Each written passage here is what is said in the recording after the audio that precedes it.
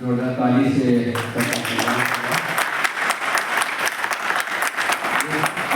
Doctor A K. Arun ji का स्वागत अनुष्ठान के द्वारा सत्याग्रह किया जाए।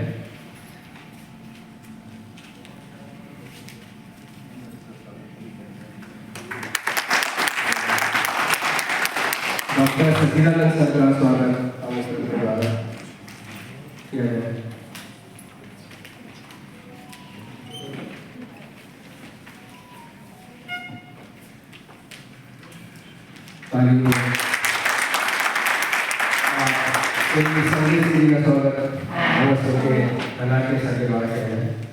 सारे बच्चे रहे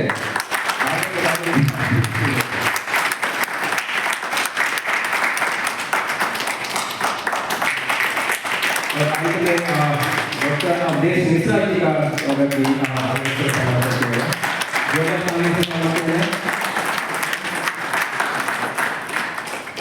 धन्यवाद। आगे आप थोड़ा आगे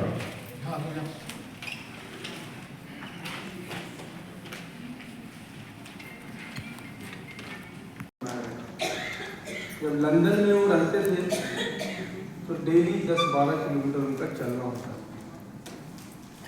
खाना खाने के बाद शाम को 30 से 40 मिनट पैदल चलते थे। यानी प्राकृतिक जीवन शैली उनके जीवन का एक महत्वपूर्ण हिस्सा है। आज़ादी की लड़ाई में आपको पता होगा दक्षिण अफ्रीका से 1915 में जब भारत लौटे तो हमेशा वो घूमते फिरते रहते थे, चलते रहते थे, एक जगह से दूसरी जगह जाना होता था। पैदल चलना उनके जीवन का मुख्य हिस्सा था।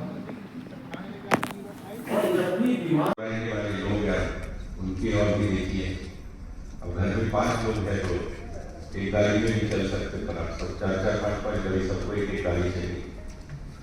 तो बहुत बदलाव हुआ जीवन शैली में और इसमें हम किसको दोष दें? हमारी जो इच्छा है, मनुष्य की जो इच्छाएं है उसको कहीं ना कहीं संतुलन की जो आवश्यकता थी या है उस दिशा में उसका भी शिक्षण का काम मुझे लगा कि प्राकृतिक चिकित्सा के साथ जोड़ के करना चाहिए। निदेशक महोदय जी ने बहुत ही शानदार के ऊपर भी दबाव है, देश की जो दूसरी बड़े शहर है उसमें भी बहुत भारी दबाव है। रोज लाखों लोग शहर की ओर आ रहे हैं, गाँव टूट रहे हैं, गाँव के साथ जो लोग का रिश्ता था वो कमजोर हो रहा है। और गांधी जी ने कहा था कि हिंदुस्तान में भारत की जो जन्माशय है वो गाँव है। अगर उसको हम कमजोर करेंगे तो देश कमजोर होगा। और उस गाँव की ताकत शक्ति सब धीरे-धीरे शहरों में आ रहे, दबाव बढ़ रहा है, एक जगह में बहुत सारे नहीं तो अब मैं क्या कर सकता हूँ। उनमें से कुछ नोएडा के थे, कुछ दिल्ली के थे, कुछ गुड़गांव के थे, कुछ बरेली से आए हुए थे। लेकिन मैं आपको बहुत जिम्मेवारी से कह रहा हूं कि उनके शरीर के रोगों में और शरीर के स्वास्थ्य में जो सुधार था वो अद्वितीय था। इसलिए कभी भी जब तक आप अनुभव नहीं करेंगे आप प्राकृतिक चिकित्सा या योग के महत्व को नहीं समझ पाएंगे। केंद्रीय ICMR जो भारतीय ICMR समझिए Indian council for medical research, Hindi में इसको आयुर्विज्ञान अनुसंधान संस्थान संभवतः कहते हैं, उनके द्वारा जो एडॉप्टेड प्रोजेक्ट है उसमें योग और प्राकृतिक चिकित्सा के करीब 5 से 6 प्रोजेक्ट हैं अभी चल रहे हैं। और हम लोग जुड़े हैं, इनडायरेक्टली, डायरेक्टली नहीं जुड़े हैं, इनडायरेक्टली जुड़े हैं। और हम देख रहे हैं कि उनके अनुभव बहुत अच्छे हैं। तो इसलिए सिर्फ दिवस मनाने के लिए हमने आपको यहाँ नहीं बुलाया, कभी कभी खुद को सेलिब्रेट करना चाहिए। और इस दिवस का सिर्फ इतना ही मतलब नहीं है कि हम अपने डायरेक्टर साहब के सौजन्य से एक बेहतरीन परिसर में, प्राकृतिक वातावरण में हम कुछ घंटे बिता के जाएंगे। इसका मतलब ये है कि हम जुड़ेंगे। और डायरेक्टर साहब ने, वेदा जी ने, सब ने मुझे बहुत भरोसा दिलाया है कि आप किसी भी सार्थक काम के लिए आइए, आपका स्वागत है। और मुझे उम्मीद है कि प्राकृतिक चिकित्सा प्राकृतिक चिकित्सा के अन्य अवयवों के सार्वजनिक विकास के लिए हम लोग कृत संकल्प हैं। हमारा जो परिसर है बिल्कुल सामने केंद्रीय गांधी निधि, सीमित साधन में हम लोग काम कर रहे हैं। आपके लिए जो प्रशिक्षण का कार्यक्रम या जो कोर्सेज हम लोग चला रहे हैं पर उसकी थोड़ी याद हो जाती। एक गांधी विचार के समर्पित विचारकों, साधकों के मन में था, राजधानी दिल्ली है, इस देश का भविष्य निर्धारित करने वाली जगह है। उस जगह पर देश भर में गांधी विचार के लिए समर्पित, गांधी विचार की दिशा में समाज को ले जाने के प्रयास में लगे हुए कार्यकर्ता आवश्यक होने पर मिलें, यहाँ संवाद करें, अपने कार्यों की समीक्षा करें और गांधी विचार की दिशा में गांधी के सपनों का भारत बनाने की दृष्टि से कैसे और अधिक सार्थक प्रयास करें, इसके लिए ये केंद्र बनाया गया था। इस केंद्र में गांधी विचार का रचनात्मक काम का एक महत्वपूर्ण अंग है प्राकृतिक चिकित्सा। हमारे निदेशक महोदय ने यहाँ प्राकृतिक चिकित्सा समिति के साथ मिलकर यह आयोजन किया।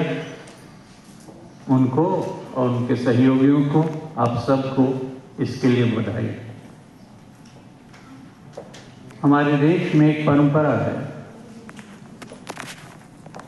विचार और विचार के साधक को प्रभावित होने के बाद सिद्ध बुद्ध तू स्कंद विनायक सविता पावक तू ब्रह्म मध्य तू यहव शक्ति तू ईशु पिता प्रभु तू रुद्र विष्णु तू राम कृष्ण तू रहीम ताऊ तू वासुदेव को विश्वरूप तू चिदानंद हरि तू अद्वितीय तू अकाल निर्भय आत्मलिंग शिव तू। ओम तत्सत् श्री नारायण तू पुरुषोत्तम गुरु तू। ओम शांति शांति शांति। इस कार्यक्रम में उपस्थित आदरणीय राही जी, इस संस्थान के सम्मानीय निदेशक संजीव जी, डॉक्टर ए के अरुण जी, सचिदानंद जी, अवधेश मिश्रा जी, हमारे सामने बैठे इस संस्थान के कार्यक्रम अधिकारी और बहुत सारी पुस्तकों के लेखक वेदव्यास कुंडू जी और सभी प्राकृतिक चिकित्सा से जुड़े हुए लोग। डीएन सिंह साहब, आपका भी बहुत बहुत स्वागत है। गांधी स्मारक प्राकृतिक चिकित्सा समिति गठन के पहले गांधी स्मारक निधि, गांधी जी की जो 8वां रचनात्मक कार्यक्रम है उसमें प्राकृतिक चिकित्सा को लेके बहुत गंभीरता के साथ काम किया और बरसों तक काम किया। बहुत सारे आज देश के अलग अलग कोने में गांधी स्मारक निधि के द्वारा प्राकृतिक चिकित्सा के संस्थानों का निर्माण किया गया। 69 तक गांधी स्मारक निधि स्वयं ये काम किया करते थे। उसके बाद काफ़ी विचार विमर्श हुआ कि ये काम काफ़ी बढ़ गया है, बहुत फैल गया है देश में, तो इसके लिए एक संस्थान की निर्माण करने की आवश्यकता है।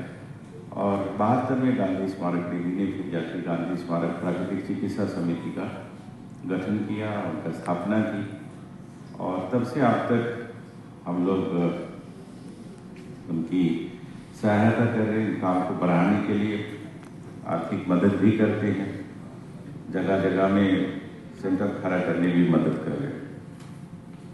ये बहुत महत्वपूर्ण काम इसलिए है क्योंकि शरीर है तो सब कुछ है। लोग ऐसे कहते हैं स्वास्थ्य है तो हमारे अस्तित्व है।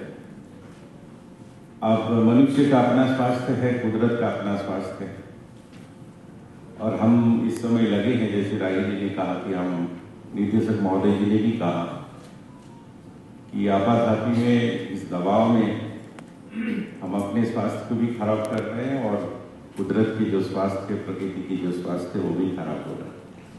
तो चुनौती दोनों तरफ से है, और मुझे लगता है कि इसकी शुरुआत शायद हम अपने से ही किए हैं। जैसे जैसे हम मनुष्य अपना सोच को उस और ले गया है, उसका दबाव कुदरत पे पड़ा है। कुदरत तो छप्पर फाड़ के दी है। अभी कुछ दिन पहले हम बंगाल, बिहार, झारखंड और छत्तीसगढ़ का दौरा किया। आप सब लोग जानते हैं ये चावल का क्षेत्र है, और 20,000-25,000 किस्म की चावल के बीज, इसमें धान के जो बीज है वो पाई जाते थे, आज लगभग गायब है, वो है ही। कुछ हाई एल्डी वेराइटीज़ के बीज हैं, और वो भी गिने चुने 20-25 वेराइटीज़ में सीमित हो गए। बहुत बड़ा असर हुआ है पूरे जीवन शैली में, खान पान में। तो प्रकृति के पूरकता में जो जीने की हम लोग की आदत थी वो छूटा है। और प्राकृतिक चिकित्सा में जो चिकित्सा के लिए जो मुख्य तत्व है, जो पंच तत्व की बात की जाती है, उसमें हवा, पानी और मिट्टी बहुत महत्वपूर्ण है, आकाश। और इनमें से कोई भी शुद्धता नहीं है किसी भी चीज़ की, ना मिट्टी की रह गई है शुद्धता, ना पानी की, ना हवा की। तो मैं ऐसे में यही सोचता हूँ कि हम लोग इलाज करेंगे भी तो कैसे करेंगे। और अगर इस पांचों चीज शुद्ध होता तो शायद हमें क्या, दुनिया के किसी की भी कोने में